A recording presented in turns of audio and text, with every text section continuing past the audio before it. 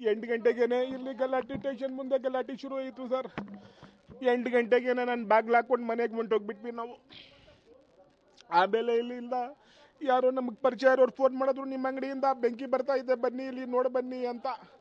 ನಾವು ಈಗ ಬಂದು ನೋಡಿ ಫೈರ್ ಬ್ರಿಗೇಡ್ನವ್ರಿಗೆ ಫೋನ್ ಮಾಡಿ 1 ಗಂಟೆ ಆಯಿತು. 1 ಗಂಟೆ ಆದರೂ ಏನಿಲ್ಲ, ಸಂಪೂರ್ಣ ನಾಶ, ಬಿಲ್ಡಿಂಗ್ ಎಲ್ಲ ನಾಶ ಆಗಿಬಿಟ್ಟಿದೆ. ಒಳಗಡೆ ಇರೋ ವಸ್ತು ಅಲ್ಲದೆ ಬಿಲ್ಡಿಂಗ್ ಕೂಡ ಡ್ಯಾಮೇಜ್ ಆಗಿಬಿಟ್ಟಿದೆ ಸರ್. ಸರ್ ಇದೆ ಸರ್, ಒಂದು 25 ಲಕ್ಷ ರೂಪಾಯಿ ಐಟಮ್ ಇದೆ ಸರ್. ಹ್ಞೂ ಸರ್, ಮಡಗಿದ್ದೀವಿ ಸರ್. ಏನು ಸರ್ ಮಾಡೋದು, ಇದು ಏನು ಮಾಡೋದು ಗೊತ್ತಾಗ್ತಾ ಇಲ್ಲ ಸರ್. ಏನು ವಿಷಯ ತಗೊಳ್ಳೋದೇ ಒಂದೇ ಬಾಕಿ ಸರ್. ಈಗ ಇನ್ನೇನು ಮಾಡೋಕ್ಕಾಗ್ತಾ ಇಲ್ಲ. ಸ್ಟೇಷನ್ ಎದುರಿಗೇನೆ ಸರ್.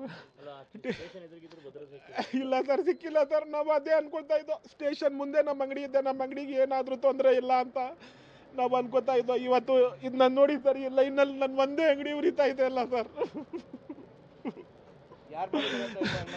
ಯಾರು ಮಾಡ್ತಾರೆ ಸರ್, ಯಾರು ಹೇಳಲ್ಲ, ನಾನು ನೋಡಿಲ್ಲ. ಯಾರು ಮಾಡಿದ್ದಾರೆ ನಾನು ನೋಡಿಲ್ಲ, ಈಗ ಬಂದು ನೋಡ್ತಾ ಇದ್ದೀನಿ ಸರ್. ಹೌದು ಸರ್. ನ್ಯೂಸ್ ಫಸ್ಟ್, ನಿರ್ಭೀತಿಯಿಂದ ನಿಮ್ಮ ಪರವಾಗಿ.